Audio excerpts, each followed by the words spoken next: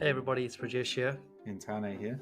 Welcome to our podcast, Baskets of Knowledge, Chats with a Difference. In our podcast, we invite guests from around the country and around the world to talk about how they got to where they're at the moment. It's about a journey, it's about an experience, it's about their life. Kia ora koutou, everybody. Welcome to another episode of Baskets of Knowledge. This is episode number who knows what. Wherever you're listening, hopefully you're enjoying it. Tane can't join us today because he's unwell, but he's had a great week with taking his women's rugby team to the nationals, and I think they've done really well. So we'll let him have a bit of a rest today. We're not going to do a bit of a monologue today. We're just going to get straight into it. And as you all know, for regular listeners, we scour the country, we scour the world, we try to be people that we think are amazing. We know everyone out there is pretty amazing, but we don't have time to talk to everybody because we don't have the money to do that there. So if you want to sponsor us, you can, but just kidding. Today, I am really, really privileged and honored to introduce our guest. I was introduced to this young person about two and a half years ago, just as a name. And then over the last 2 years, I've gotten to know her sibling. And through her sibling, I've gotten to follow what she's done. And it's pretty cool and very privileged for us to have Saffi on our podcast today. Welcome to our podcast, Saffi. Thank you so much for having me. I'm really excited. No, brilliant. I'm excited and really, really buzzing to have you on today. Saffi, for our listeners who don't know anything about you, do you want to tell them a bit about who you are and where you are at this point in your life, and then we'll go back to your origin story. Sure. Yeah. I'm Saffi Vette. I'm a current professional surfer from Tairāwhiti, Gisborne, New Zealand. So, grew up at Makorori Beach with my family. Grew up surfing all sorts of sports. Did most of my education in Gisborne, and then really, really enjoyed surfing and competing. So I took that up, and then started competing internationally at about 16, and then and then ended up qualifying for the Olympics this year, which is pretty surreal. So that's just a small part of who I am at the moment. But yeah.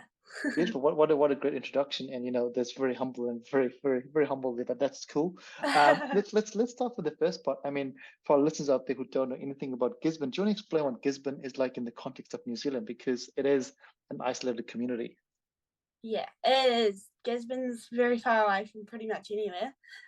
Just because you have to go through a gorge or a windy road, even remotely get to Gisborne. But I think that's what makes it so special, especially for surfers like me. I think we make the most of being so far away from everybody else, so we can have waves to ourselves and be a little bit more selfish like that. But Gisborne's just such a very tight knit community, and everybody kind of knows everybody, or the name, or something like that.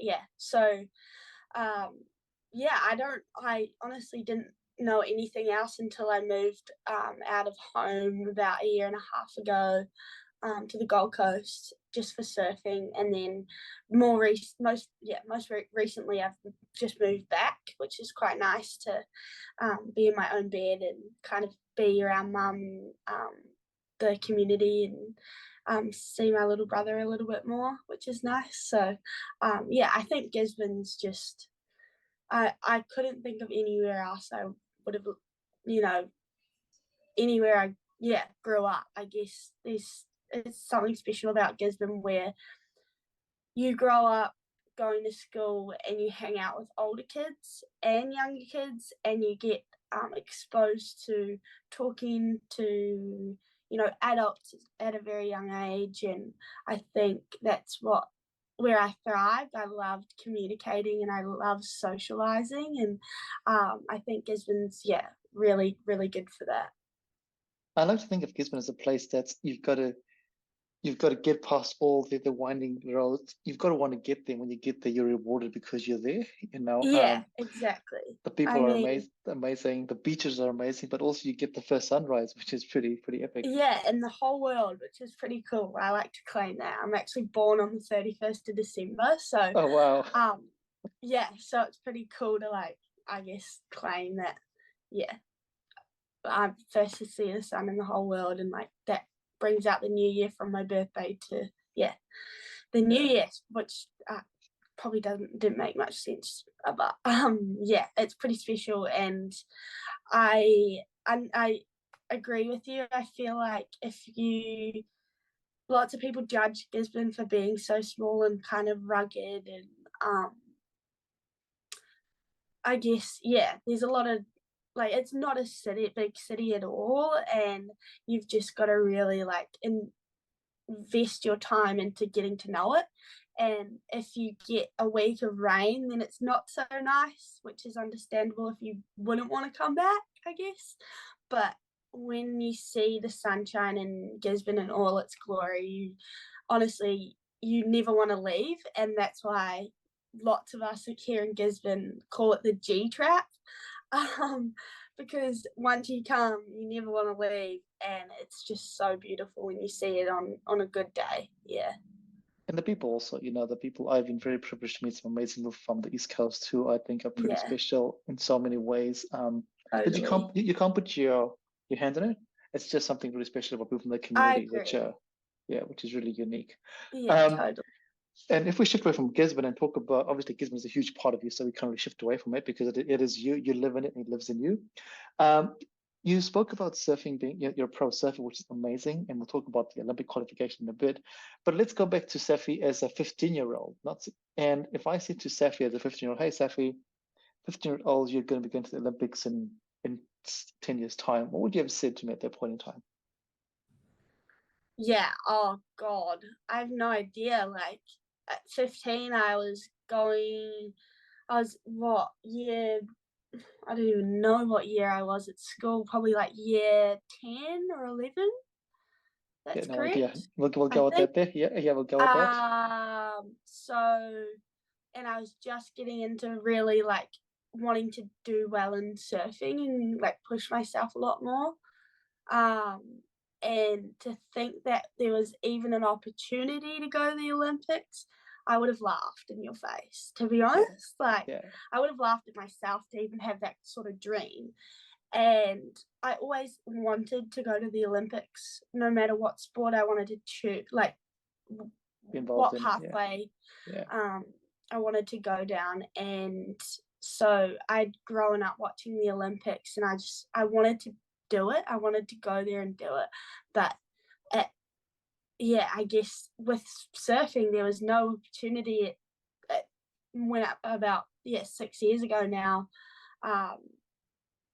There were just maybe a few rumors going around or like something in the works, but I don't think I had heard about it yet, and I didn't think at all that I'd ever be attending the Olympics for surfing whatsoever. But I was just purely doing surfing as a sport because I loved it, and I think that's what is so special. That I wasn't pushed by my parents at all to do the sport, and they were just there to support me. So it's pretty surreal, pretty crazy. I can't believe that surfing's in the Olympics now, and it's even a remote pathway for surfers. That's pretty crazy, and it shows how the world changes from a sport that was once just seen to just be for people that want to have a pastime. Well, not really a sport, like unless you want Exactly. to join the pro league. Apart from that, it wasn't seen as an Yeah. Olympic sport. But now the world has shifted to go. Actually, hey, this Yeah. sport is actually pretty viable as an Olympic sport, which is really an awesome testament to the sport, right, itself and the people that are involved.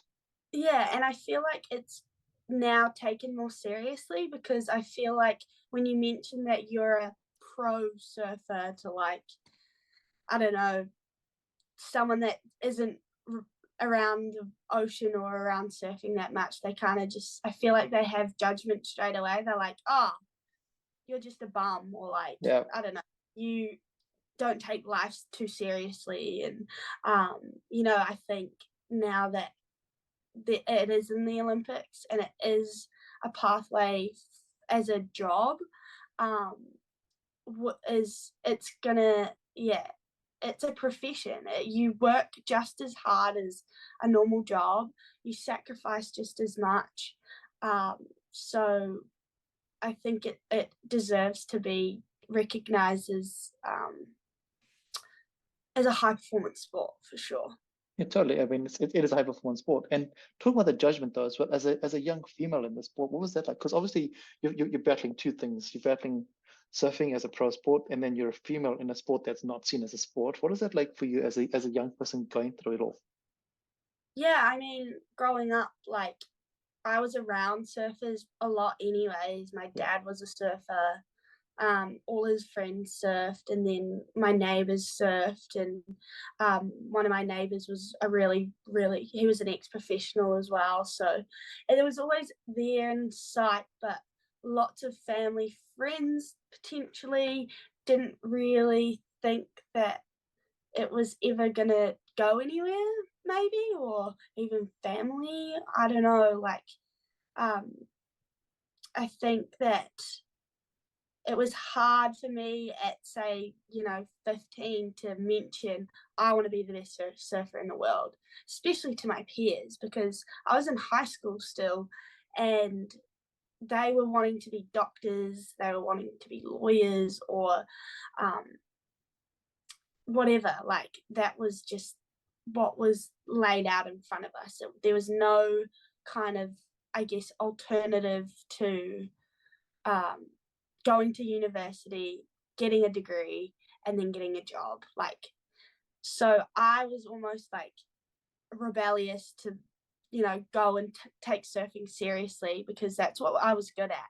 I was good at sport, and that was my thing. School wasn't necessarily my thing at all.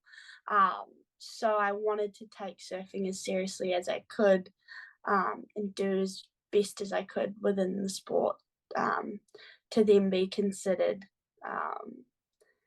you know, that I didn't just go off and you know quit school and fly around the world and just be a bum kind of thing. Yeah, So, yeah, totally. um, so yeah, yeah.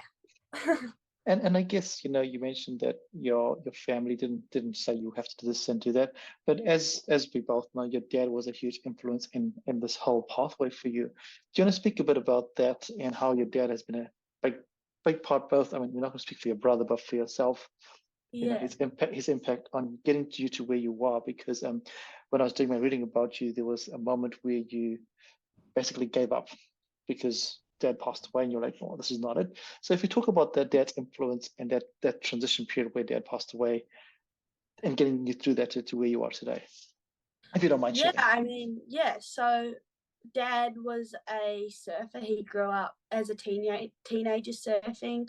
He lived in town in Gisborne.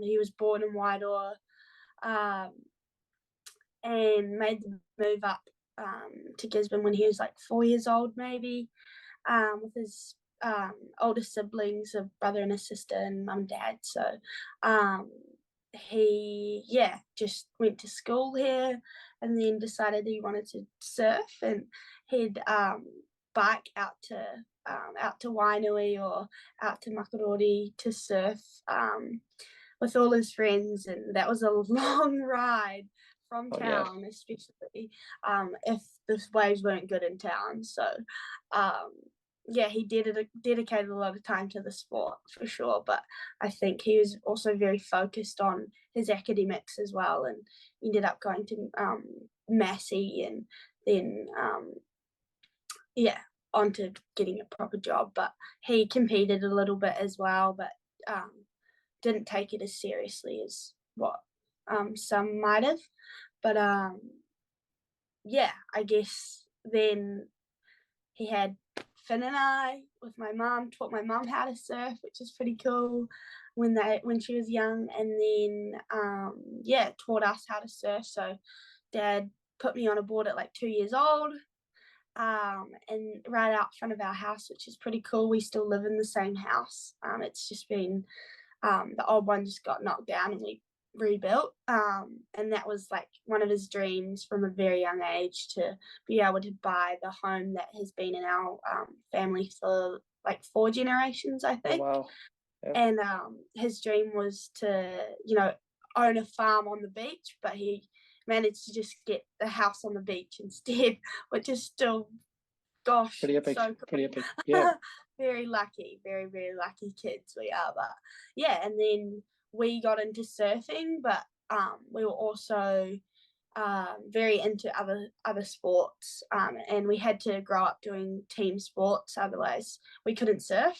And that was like one of the, I guess, The compromises, I guess. compromise. Yeah, that was Yeah. the compromise. So, and we also had to do our bronze medallion. So that's how I got into surf lifesaving as a nipper. And then I ended up taking up surf lifesaving as one of my main sports. And that was like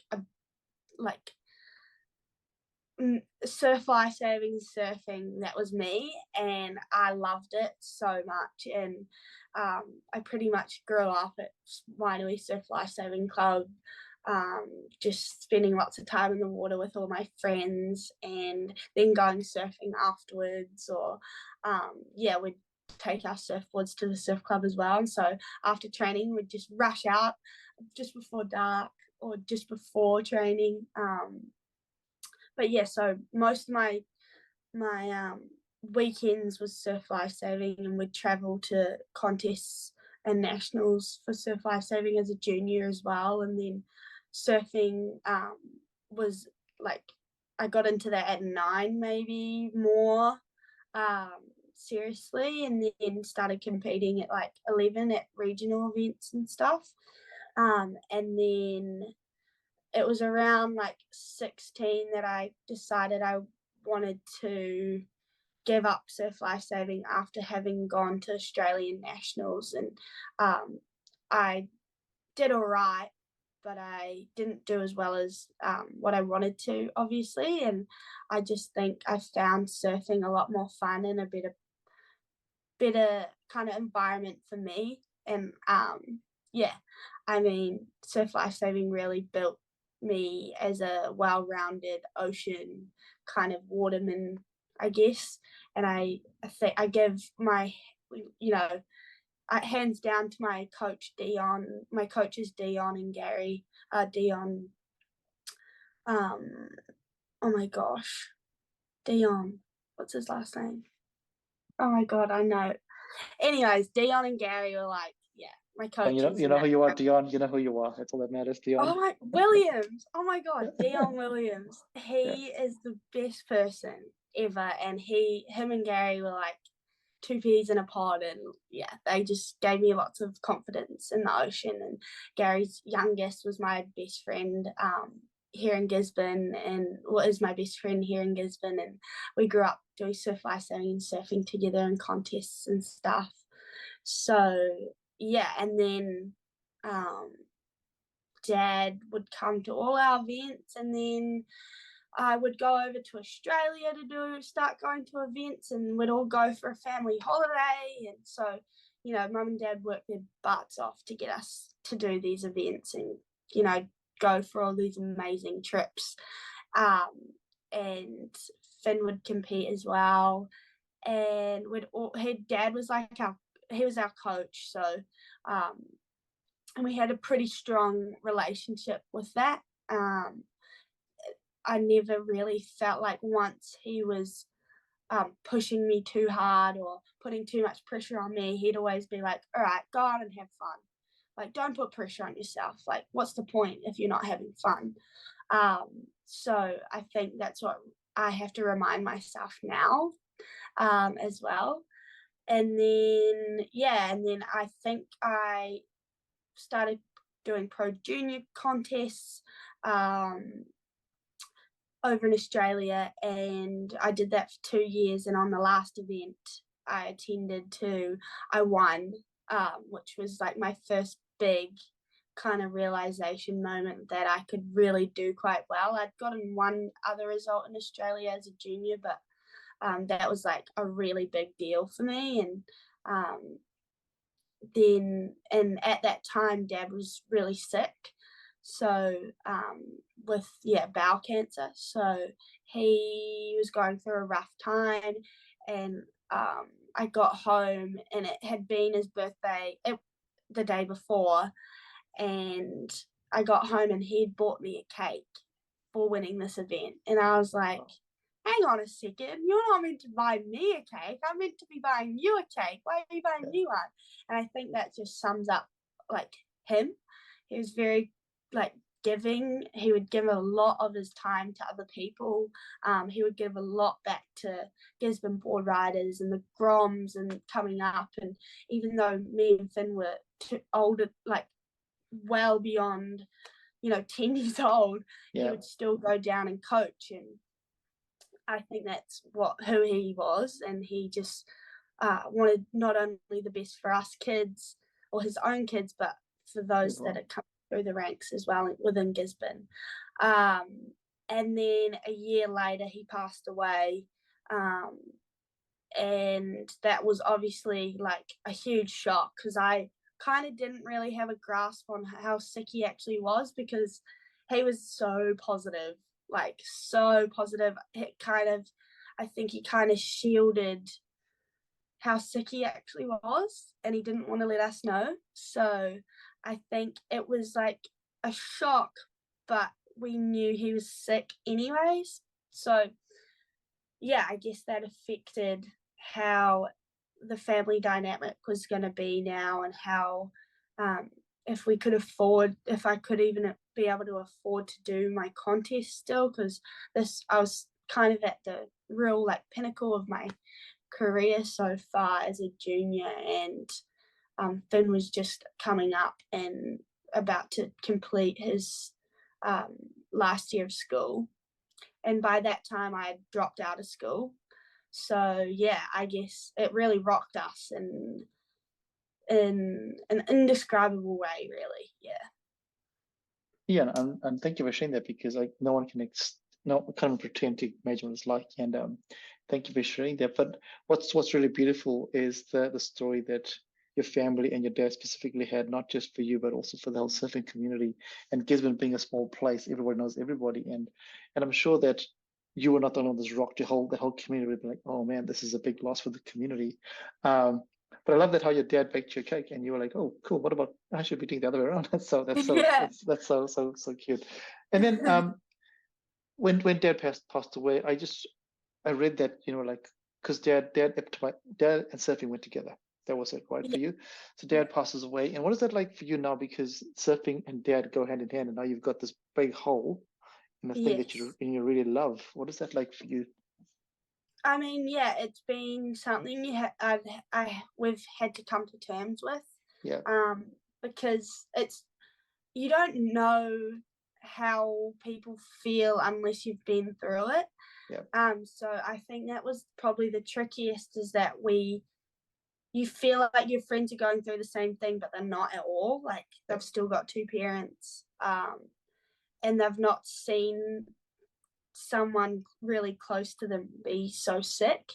And yeah, I think it was really hard. It still is hard. You still think they're going to walk through the door and everything's all good. They've just been on a 3-year hiatus, and God knows where the mental is or something, just getting absolutely tubed and surfing really good waves, but which I'm sure he is. I'm sure he'll be doing that right now. But yeah, I guess it is such a huge loss, especially like because he was our coach and he was our life mentor anyways. He had so much knowledge to give, so I feel like it almost feels like you got robbed of that. But you have to put it back in perspective that we did get, Finn got 16 years and I got 18 years and of being around him, and I think that's what we have to be thankful for, because there are people out there that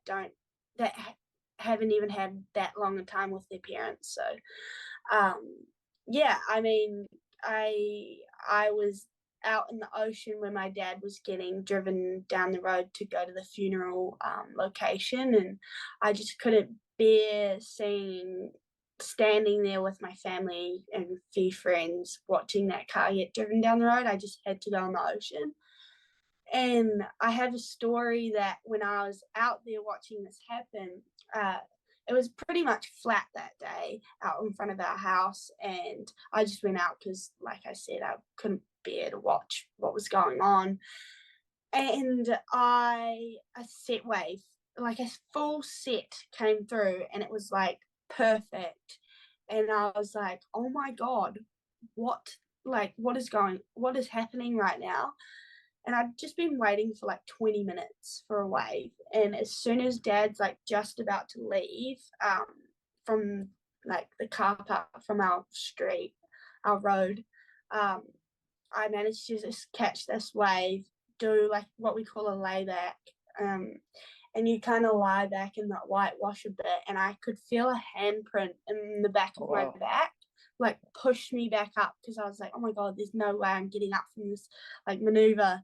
And then it was bizarre. I almost fell forwards from so much force pushing me back up, and it was just like something that was so special, and I knew it was him.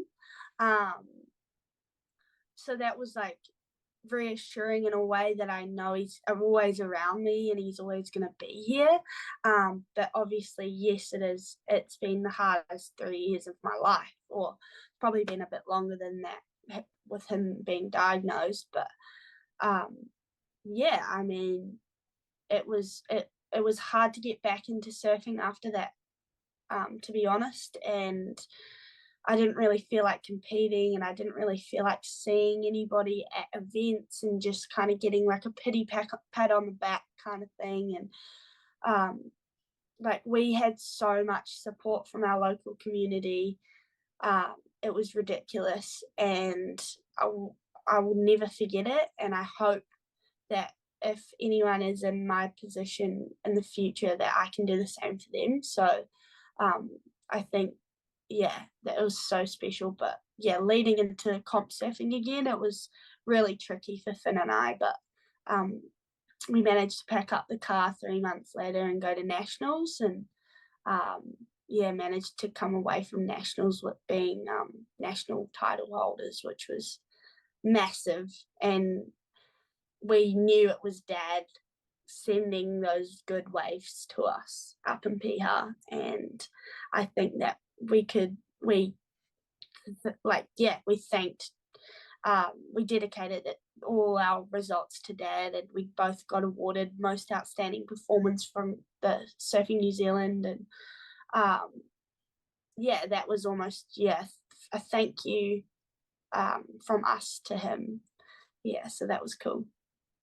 How epic. I mean, what a crazy, amazing story for you to have that feeling when Dad passed away, but also for you and for you and Finn both to, after 3 months, go, hey Dad, this is our thank you to you for everything and not that you have and will be doing for us as we go forward. So that's really, really beautiful. And obviously your mom is there as well, part of this whole process here. So she's going through her journey as well. And as you said, nobody actually knows what people are going through. And everybody's story is so unique. So I appreciate you sharing that. It's really beautiful. I'm going to change the story a little bit now and talk about something. So here we are, Gisborne, living at Makorori Beach, small place, tiny, and then you decide to move over to the Gold Coast. What is that like for you going from to? I was lucky to already have had connections in Australia. And I moved about a month before my contest started, and a friend of mine, Isabella Nichols, who was on tour for a few years, she let me stay at her house while she was away competing on tour for a month, I think. And another friend of hers needed a place to stay as well, and she was staying there when I arrived, and we both knew people through mutuals, and we hadn't ever met before, and we just connected. And then that was like the start of my Australian living over there, that journey. And I created some very, very cool friends, and this was still at the point where the borders were closed between New South Wales and Queensland, and I had to get like a slip, pretty much just a piece of paper to show that I'm allowed to cross the border into Queensland to go surf like Snapper Rocks and all the Queensland breaks. So it was a bizarre time, and such a it was a very tricky time because it was the first time I'd moved out of home, and I was still pretty sensitive about. I was pretty homesick, to be honest. Yeah. I was still sensitive. It was a lot of change for me, and I ended up having probably the worst competitive season of my life. So that was even more challenging as well. But I enjoyed every single moment I was there.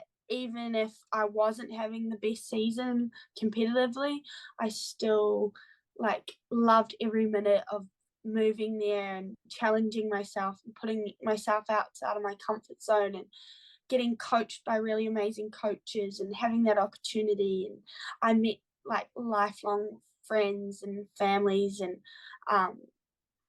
I could see all my friends every single day, and they were some of my best friends, and they will be for a very long time as well.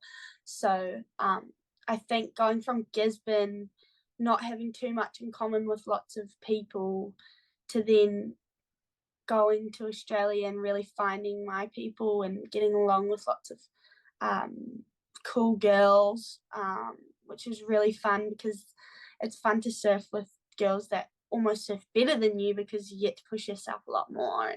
And I've created some really cool connections with people, and I'm very thankful for that. And I ended up living with an Australian family for 8 months. Oh, wow.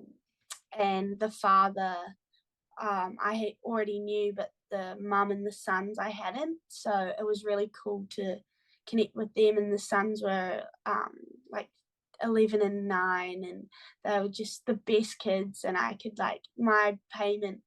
my rent was looking after them and driving them around to their sports. And I love doing that stuff.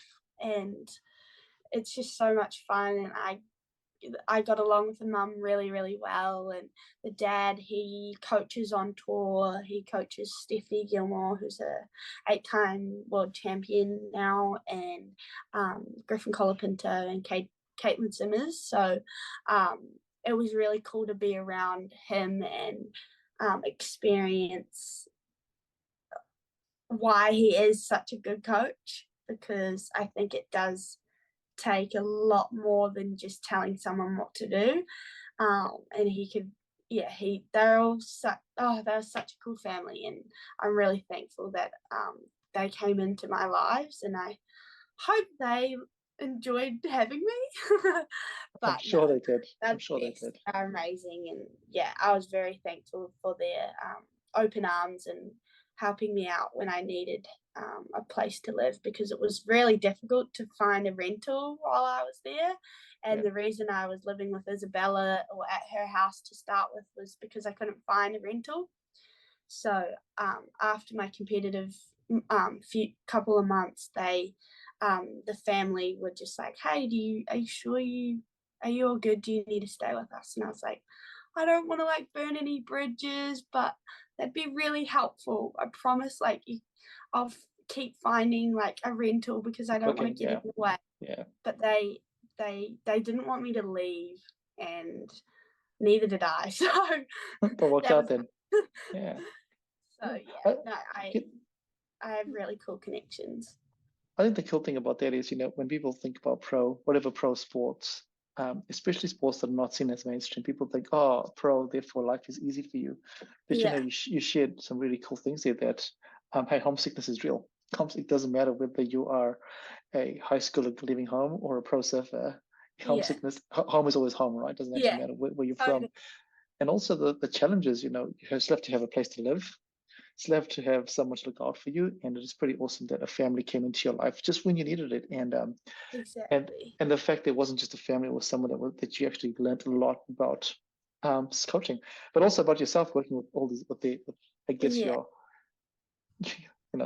two younger people. I guess you call them your younger brothers, I guess, in a weird way. Totally, in a weird way. But so life happens in certain ways. And what you just identified there is that, just because you're a pro whatever, or a lecturer, or doctor, or whatever, life still happens. You still have to do those everyday things, which are, we all have emotions, we all have a place to sleep, food to eat, which is beautiful. And that was the point. Tom, the dad, was just like, you know what, he was a professional surfer back in his day, and he was on tour for like 10 years. And he was like, the amount of families that open their arms up to me, this is my turn to pay it back. And so that was really cool that he did that. And I needed a family then, and Yes. I didn't realize that I needed it until it arose. And yeah, I feel like everything happens for a reason. So It's crazy how the world works, like how the universe so just works. wild. I still like some instances I'm like, why me? And then some I'm like, oh my God, like thank God, that's amazing. Like I'm so lucky. But yeah, it's wild how it's like, yeah, peaks and troughs all the time. Yeah, just like a surf wave, right? Just like a Yeah, surf wave. exactly. Talking about amazing and some opportunities, what are some of the most amazing places that you've had the chance to visit and surf at, I guess? Ooh, If there's any, there's been yeah, a few. Um, oh, I've been to Japan, and it's one of my favorite countries I've ever been to. I've been there for a couple of times. Oh, been there a couple of times now, which is a privilege. I've been to America, China, El Salvador. Um, gosh, I can't even think. There's a fair few. Indonesia, yeah, um, Tahiti. Yeah. Oh, so many cool places. And every one of them I loved, and I feel like surfing's so unique in that sense that you go to pretty remote places sometimes, and some places you wouldn't even think about going, like traveling to, unless you were a surfer. So um, you kind of see a lot of, wealth and poverty, and it makes you appreciate what you have a lot more. And I got to experience traveling at a pretty young age, and lucky enough, and I feel like I grew up a lot over via traveling and via just experiencing all sorts of cultures and all sorts of ways of living. And yeah, so cool, so cool. yeah. It's crazy how travel just opens your eyes to so many different things that Yeah. you don't know what you don't know, right? And No, exactly. And yeah, that was my education. That's like how that was my way of learning for sure. yeah, and there's no right or wrong way, right? I don't think there's any right or wrong way. It's just whatever way works Oh, best for the individual. Um, yes. now let's think about when did so you've decided surfing is your jam, this is it, and you get all these cool experiences. And when did the Olympics become a reality for you? It didn't exist before, and then Yeah. it comes into the fray. When did you go, actually, wow, this now becomes real for me? Yeah. So I think it was when in 2020 was Tokyo 2020 Yep, Olympics. yep, So I think in 2018, that's when the first qualifiers were. yes, And I didn't get selected for the team that year, and I was pretty bummed. Um, and that was in Japan. That was to go to Japan, and then sorry, the qualifiers were in Japan, and Japan. then the following year was El Salvador. Actually, maybe it was 2019 Japan, and then 2020. Um, that year, um, the Tokyo Olympics got postponed to 2021. Yep, And then the International Surfing Association ended up running another qualifiers in El Salvador during COVID, pretty much. And Paige, Harab, and I were like, all right, stuff it, let's try and do it. It was pretty, Paige was really, really close. She got 11th, and I got 29th or something. So I didn't do that well, but I just wanted to go give it a crack what a anyways. crack. And Yep. it was an experience, that's for sure. And that was the first kind of time that I was like, holy crap, I could go to the Olympics. Yep. And so that then I set my goals for the Olympics, and I almost was hearing about it being in France, I was like, oh, that could be really cool. It's top of my bucket list. I want to go to France so bad. And then they mentioned it was going to be at Chopu, and I was like, I don't want to go. I don't want to do it. It's too scary. So yeah. Oh, sorry. All right. Oh God, what happened? There we go. And then yeah, I was just like, actually, like, this could be a really amazing opportunity to be able to like go out, get out of my comfort zone. And I sat down with Ricardo Christie, who was an ex-professional surfer as well, who's from Gizzy, and he was like, you can do it. You can fully do it. You know that, right? And I was like, I don't know. I'm not very good on my backhand. I'm not very technically good on backhand barrel riding at all. Like, I was pretty terrified. But I knew if I set my mind to something, I could do it. And so, yeah, leading into this year for the qualifiers in El Salvador, I kind of had the goal of qualifying for the Olympics, and then just thinking about where the location was after. And so that week was a long week. I got knocked first round and ended up going into repechage straight away, which was not an ideal way to start at all. And then ended up regaining composure, meditating, believing that I could make every single heat I competed in at that event. And I guess it just really worked in my favor, and qualified. So I immediately just started thinking about, oh my God, I need to go to Chopu straight away, because this is probably the most dangerous wave I've ever had to surf in, and I need to know what to do. So I had immediate like butterflies in my stomach for about a week after qualifying, because I knew where I was going and I'd never been there.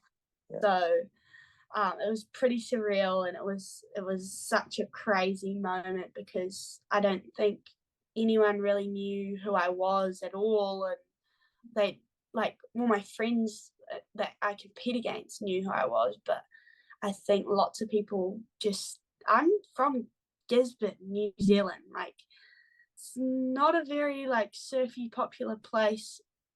Put it into worldwide perspective. So I think I'm very privileged to be an underdog, to be honest, and I would want to use that completely to my advantage.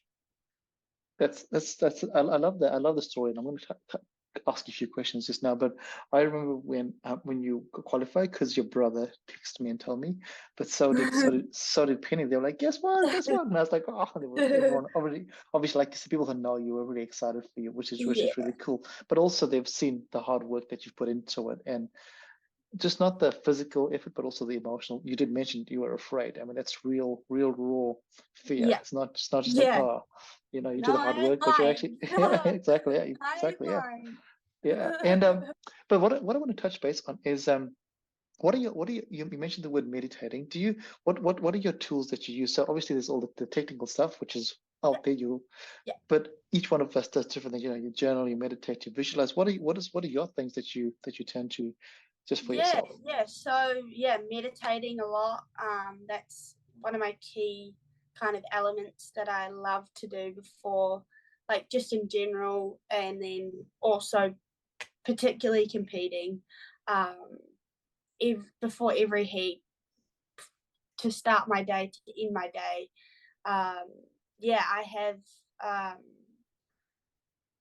more recently I have printed out mission statement, which is I've tailored it to how I like to see it, and it's very visual, and I've got lots of photos and colors, and I wake up and I see that every day, and it's on my phone. I can go back to it, and even if I'm having a bad day or bad surf, I can go back to it and be like, all right, why am I doing this? So I remind myself a lot of why I'm surfing, because it's fun, because I love it, and because it gives me amazing opportunities. So that is something that I look back on and use as a tool. And then I have a video on my phone of all the best surfers that I look up to in one like short like minute video, and it's of all the maneuvers I really want to nail and get good at. And it's just really cool to look back on something that's tailored for me, but also people that surf a lot better than me and people I look up to.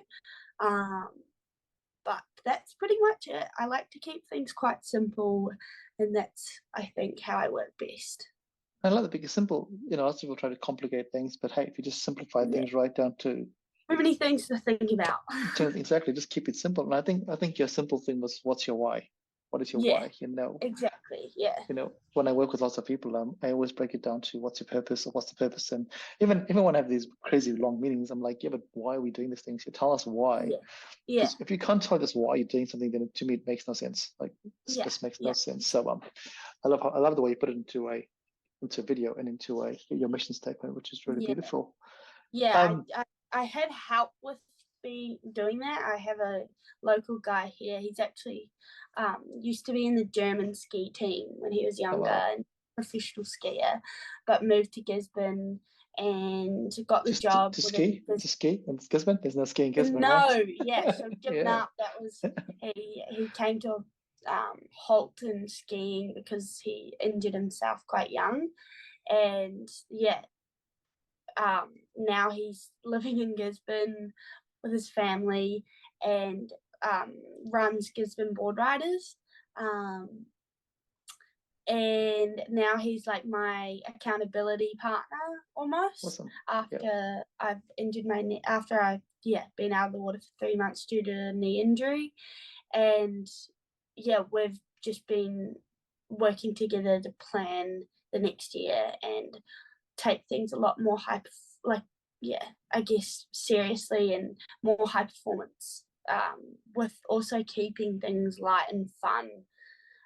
That's kind of my thing. I like to keep things quite light and fun and make sure we're still doing things for the right reason. And so he's helped me with doing this whole plan and mission statement and videos and just little things to look back on. And his name's Flo Bub, and he's amazing, very talented, smart guy, and just someone he can rely on me and I can rely on him, and we have the trust. So very privileged to have someone like him. And I guess it works the same for him having someone like you as well, So I think one big message thing that's come through your whole conversation today is the people around you have really had an impact, and the same both ways. And a lot of times in life we try and do things by ourselves, like we just want to be stoic and do things ourselves. But hey, no one can do anything by themselves, right? You have to have a team. Even in an individual sport, individual in quotation marks, it's not really individual sport because there's so many people around you that help you get to where you want to. Have a full team. Yeah, which is really beautiful. Now this is a random question. If we take away surfing from Saffi, what else does Saffi get up to? So surfing gets put away. What else drives you? What else are your passions? You know what? That's actually a struggle of mine because I used to have other hobbies and I feel like I've driven myself away from some of them. I do like I'm quite creative. So art was kind of my thing, and then painting and stuff. But then I stopped doing it because I wasn't enjoying it as much. And now I do still like creating and making things creative, but I don't dedicate too much time to doing so. And I would love to be able to do more. But that's a hard one for me, actually. I don't know, which is quite sad. But I love socializing, and I love hanging out with my friends, and I also really love to be on my own and just potter away at things around the house, or read a book, which is something that's very new to me because I'm very dyslexic. So I've just started to enjoy reading again.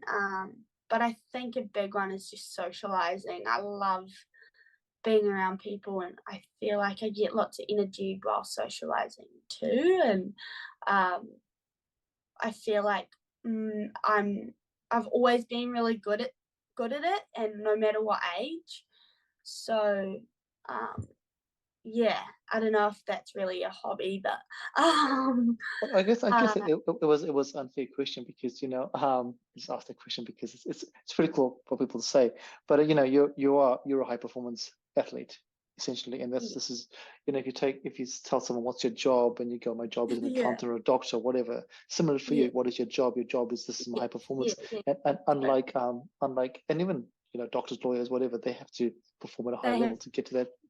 And then yeah, your natural skill sets are being around people. That just seems to see what comes, as you exactly. said, and Yeah. that I mean, crazy I, person. I would love to say I'm doing a massive degree in something awesome, No, but you don't. No, you don't. No, you don't want to say that there. unfortunately, I am not talented in that area at the Oh, moment. well, Maybe yeah, one well, day, but at the moment, I'm just pretty focused on being good at surfing. can And can I tell you um, something though, Saffi? You used the word unfortunate. please, I bet you there's people out there that were playing. Oh, I wish I was out in a surf on a surf beach yeah, as opposed to being in a library. So yeah. humans do the same thing, But right? hey, We everyone's always got to compare.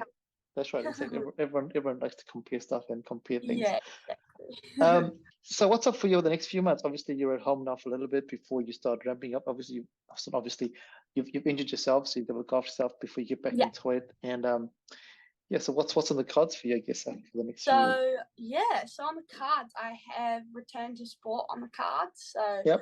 hopefully within the next week, I'll be able to start surfing again, and then I have a contest, a qualifying series contest in Taiwan, which finishes my year, and that's a side of like the Olympic realm, and that's more on my goals to making the world tour. Um, so that's World Surf League based, and that is one of the biggest contests we have all year. And so yeah, I go to Taiwan start in November, and then I have a training camp with Dave Wood up in Piha, um, which will be really cool, and I'm really looking forward to that as well. And then just training really hard, getting my knee up to scratch, and then having the Christmas New Year period, and then I'll have like a couple of weeks off over that period, and then get back into training and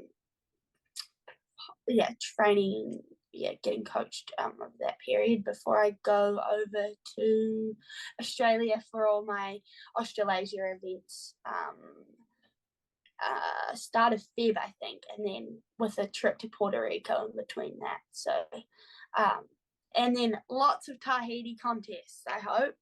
I mean, not contest trips, because Yeah. I need to get as much experience as possible over there. So, lots of positives, really. I'm very, very Amazing. lucky still. But we've got a fundraiser coming up next, like an auction next week, to help me get to all these contests and Yeah. get experience at Teopu. So yeah, we're just not funded by our national body very well, and nor High Performance Sport New Zealand. So lots of it comes off the athletes' backs in surfing, and I'm sure lots of other sports are the same. But yeah, it's challenging, but I'm lucky to have Gisborne, to be Yeah. honest.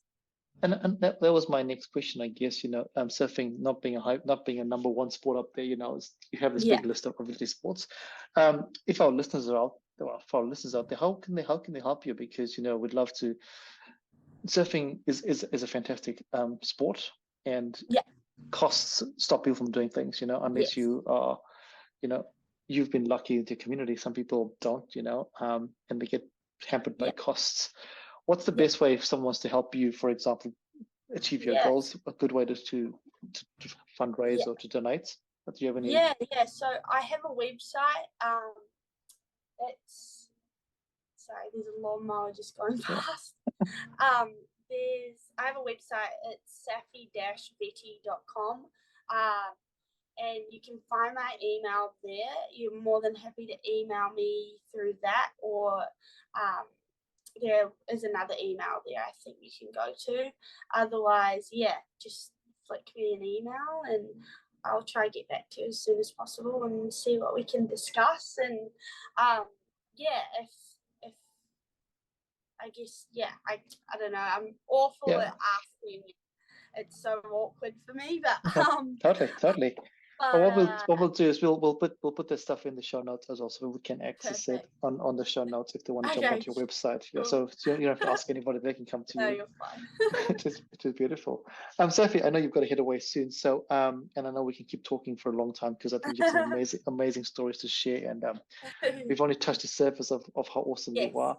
But our podcast is called Bosses of Knowledge, and every week we invite our guests to share one piece of knowledge that our listeners, and I guess myself and Tana, can put into our basket of knowledge. So over to you. Is there any piece of knowledge you'd like to put into our basket from any experience that you want to share? Gosh, that is a good question. I feel like you can never ever take no as an answer. There's always a way around it, and you can always prove somebody wrong. So if you've been told you can't do something and you really want to do it, don't listen to that person, because at the end of the day, their opinion's irrelevant. And if you want to do something so bad, you'll make it happen. And I think I've spent a lot of time, I still do, caring about, trying to listen to other people's opinions that don't matter. And I care too much about what other people think sometimes. So I think that if you can just block that out and just listen to yourself, because you know yourself better than anybody else, I think that is what is most important. And that's maybe a little bit of knowledge that I've gained over the years, and I'm still working on it, but I'm way better now. But I think it's really important to just listen to yourself and what you want. It matters most. So no one else's opinions matter unless they're positive. So And I love that. No is not always an answer that you have to listen to, but I'm also going to qualify that with how you said you'll get there, and sometimes it might not be the next day, but you find a different way to get there. And no doesn't mean no; it just means, hey, not this way. It could be a different way that you can get to where you want to go, which is beautiful. And also, I like how you said that. Unfortunately, we're all ingrained as humans to try and please other people and try and be whatever in people's eyes because of, I don't know, crazy human programming. But you get to a stage where you go, okay, cool. What is my program, and tell me about myself. Versus, that person, what are they? Everyone's going to think about stuff, right? Everybody has an opinion. Everyone's opinion. It doesn't matter. Everyone has an opinion. So if you try and please everybody, you try and please somebody, you're going to not please somebody else. So you go, okay, what the hell? I'm just going to try and please myself and go forward, which is really beautiful. Well, thank you for sharing that there. Thank you. Saffi, it's been my pleasure having you on today. I really enjoyed this whole conversation. You have shared such depth, and there's been some stuff there that's obviously really, really close to home to you. And when Finn listens as well, I'm sure he'll say the same thing as well. So thank you, appreciate that. Appreciate your time. And we're going to be cheering you on, and hopefully we can see what happens over the next few months as we gear up to gold Paris. Medal. Exactly, gold medal. Here we go. Boom. Happy days. Awesome. For our listeners out there, thank you for jumping on and listening. As always, if you have not found anything useful, I promise you haven't listened to this podcast properly. Have a listen again. There are tons and tons of amazing takeaways from today's podcast. Until next time, and for Saffi, thank you for joining us. Ka kite, bye everybody. And don't forget to put something into your basket of knowledge. Peace.